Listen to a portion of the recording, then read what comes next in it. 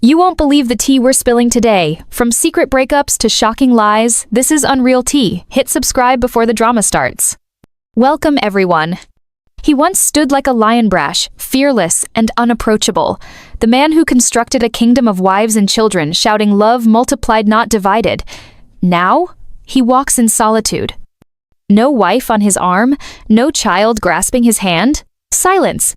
Kody Brown, the man who vowed to be the pillar of plural oneness, has fallen into the very picture of collapse. What went wrong? What drove this spiritual patriarch from beloved father to shunned exile? Was it greed, betrayal, something worse? This is not a tale of heartbreak alone. This is a real-life tragedy, layered in secrets, lies, and a fall so dramatic even the most devoted of fans were left reeling. Stick with us, because what you are about to learn will change everything. This is the utter collapse of the Brown family dynasty and the eerie reality behind it. Once celebrated as the charismatic patriarch who was able to reconcile love, leadership, and spirituality in 4 marriages, Kody Brown now sits alone, estranged from his wives, separated from his children, and shamed in public. What started out as an audacious dream for plural marriage has devolved into a tale of control, manipulation, and eroding trust. The man who preached about unity now represents division. This is not merely about marital devastation. This is the end of a brand, a family name, and a man's whole sense of self. It began with a dream Kody peddled to the world and perhaps even to himself. He envisioned a big, peaceful plural family living under one roof and demonstrating that polygamy could be happy, workable, and divinely ordained. At first, it was magical. Meri the loyal first wife, Janelle the practical provider, Christine the shining soul who kept the warmth burning. The 3 of them formed a dynamic, if messy, family structure that rivaled anything on television. Then Robyn arrived. And everything changed. Robyn swept in like a gentle breeze, but soon enough, that breeze grew to a storm. Kody's focus changed, overnight. Fans witnessed it. The twinkle in his eyes, the favoritism, the prolonged visits and privileged treatment. Backstairs, cracks spread. Meri's yearning became secret despair. Janelle's anger simmered. Christine's smile grew still. Kody was oblivious or indifferent. And Robyn? She played her role expertly. At first, the victim. Then the center. And eventually, the queen. When the family made the ill-fated transition to Flagstaff, abandoning their Las Vegas residences, the cracks opened up into deep chasms. Robyn had insisted they make the move. Kody complied. Despite budgetary stress and emotional mayhem, he legitimized the move as for the family. But the family was already in the process of breaking apart. Robyn purchased a swanky house while the others struggled with rentals and increasing costs. Kody rationalized it as stability for Robyn's children, without regard for how it affected everyone else. Christine and Janelle gave warning signs, particularly regarding money, but Kody shut them down. Robyn's boutique venture crashed, hemorrhaging money, but Kody continued to bankroll it. Robyn complained tearfully of being ostracized, and Kody reacted not in a rational way but with fury to the other wives. His love for Robyn grew single-minded, his behavior more and more erratic. Meri, emotionally starved, attempted to reconnect, but Kody's rejection was heartless and definitive. Christine, finally finding strength after being held back for so long, rallied around her children. Janelle, ever the reliable one, started seeing Kody's affection as transactional. All of the wives, in their own manner, started to emancipate. Christine left first, and her exit dispelled the fantasy. She loaded her life into a car and drove off, dignity preserved. People cried watching. Next was Janelle, cool, calm, determined.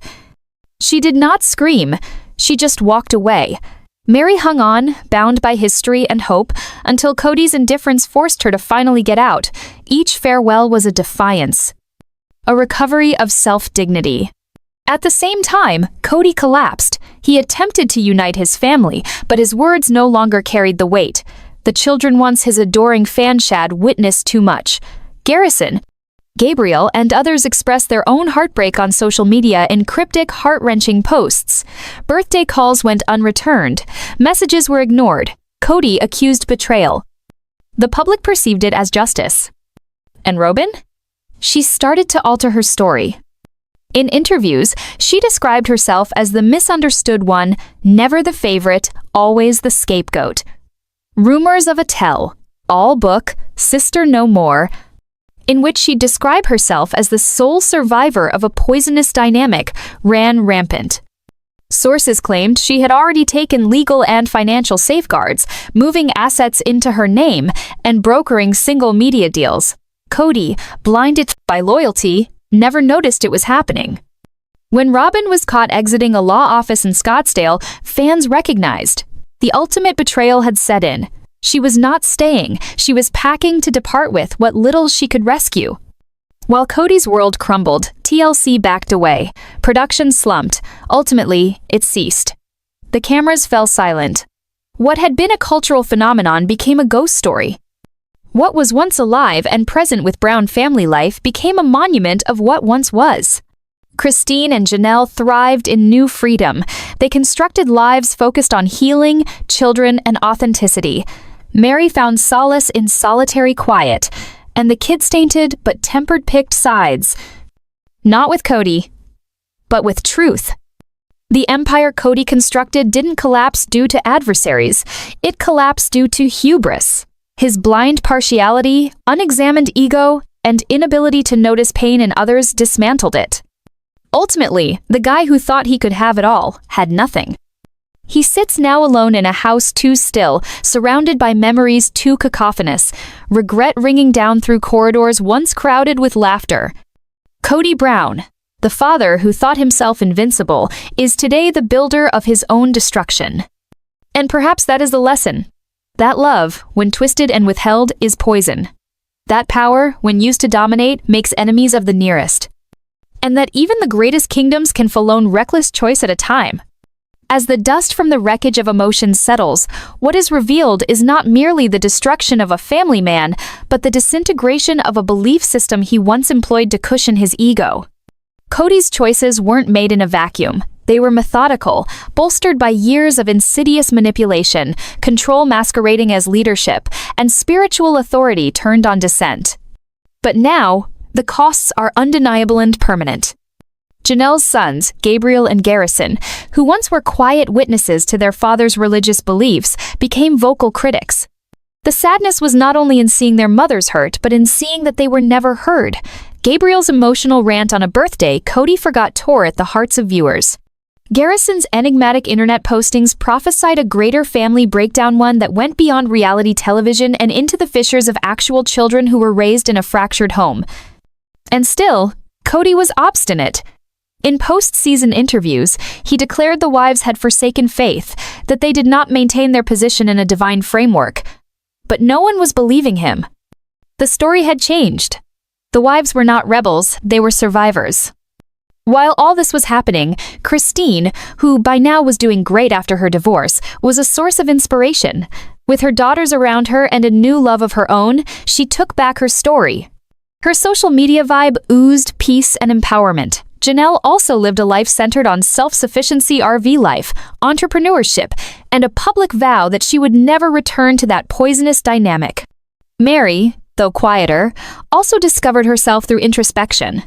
Her internet show with her closest friend provided glimpses of her healing, her laughter, and her hard-won wisdom.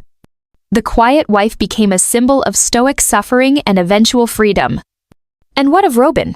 After painting herself as the misunderstood wife, fans began noticing her public silence. Her social media activity dropped. Sightings became rare. Speculation surged. Had she left Cody too? Was she, like the others, preparing a clean break? Or was she biding her time, crafting a final act that would secure her legacy while Cody's name withered in shame? Leaked legal documents on the internet revealed property transfers to her name. Whispers suggested she'd lawyered up a long time ago. The fairy tale that Cody had believed in Robyn being forever, and only his note teetered on the edge of a knife. If Robyn actually walked away, it wouldn't merely be a romantic betrayal. It would be the ultimate destruction of all he had given up the others for. Behind the scenes, producers allegedly scrambled to mold a new narrative arc. Spin-offs, tell-alls, and exclusive interviews were rumored, but something had shifted in the public eye. The Brown family was no longer entertainment. It was a warning. Fans didn't crave glamour, they craved justice. Closure, the truth. Cody, a recluse in a half-full house, was faced with public reckoning. His once great tale had been retold by the women and children he left behind. He attempted to revive one last time what little remained of his family. A reunion, a rebirth. But no one appeared. Even TLC refused to renew the contract. The cameras were removed. The tale was over. Or so he believed. Because what Cody didn't understand is that the legacy endures not in him, but in those he attempted to dominate. In Christine's smile. In Janelle's determination. In Meri's unshakable resolve. In Gabriel's authentic fury. And in every fan who now sees through the facade. This wasn't a fall from grace. This was a reckoning decades in the making. What happens when the man who thought he was irreplaceable becomes the cautionary tale everyone warns about? Cody Brown isn't just navigating loneliness, he's grappling with irrelevance. As new seasons of life begin for the wives and children he alienated, Cody finds himself chasing shadows, haunted by choices he refused to acknowledge. In Flagstaff, residents have taken note. Gone are the days of bustling activity on Cody's property, with film crews, sound trucks, and the sounds of laughter and mayhem. Today, Cody's property remains still lights out more than on, blinds down, and cars parked for days untouched. The man who lived for publicity now hides from it. All the while, the women are remaking the story in living color. Christine's social media is flooded with family vacations, self-empowerment affirmations, and selfies with her fiancé, a man who, at least outwardly, has a clear vision for her and speaks to her as an equal. They're lapping it up. She's transitioned from sister wife to icon. Janelle, the builder that she is, has started a health coaching practice and chronicles her desert escapades with a calm, inspiring steadiness. Her change goes beyond body. It's a spiritual one. She exudes empowerment, no longer voice-bound to Cody's demands. Meri goes on to grow, softly but strongly. She has become a full-time owner of her B&B and operates it with pride. Her outings with close friends and sincere live streams reflect a woman finally embracing her truth, enjoying solitude without shame. But Robyn? She's gone nearly entirely. No tweets, no photographs, no interviews. Rumor circulates that she's gone full damage control. Some fans think she's preparing to go head-to-head in a court of law or maybe stage a sensational media exodus scoop interview that could spin the story one final time. And the kids? They're finished waiting. Some of them have moved on, severing their connections to the poisonous energy that hovered over their childhoods. Some have begun families of their own, vowing to do better. Others voluntarily spill the tea in Q&A streams or comment sections, whispering subtle truths and confirming what fans long suspected. Cody's kingdom was constructed on sand. The ultimate blow might not be delivered by a wife or a network executive, but by a child. One willing to speak the whole truth. Already rumors whisper of a memoir, maybe co-written by some of the older Brown children. A tell-all that would reveal the psychological cost of growing up before the camera and a patriarch who exercised divine right but was not very emotionally available. If such a book comes to pass, it might be the ultimate ruination of Cody Brown, not merely in reputation, but in legacy. For stories persist. And when the next generation is finally prepared to talk, they might not simply repeat their mother's agony. They might expose how deep the fissures actually ran. The empire is lost. The glare has moved on. But the truth is only just beginning to speak. The quiet that enveloped Cody Brown was not merely the lack of voices, it was the burden of unspoken apologies, unsaid truths, and irreparable harm. For a man who had once dominated cameras and conversations, Cody is now at the cusp of oblivion, observing the individuals he had once dominated find peace without him. And then there was the closing chapter in public. The reunion episode that never aired.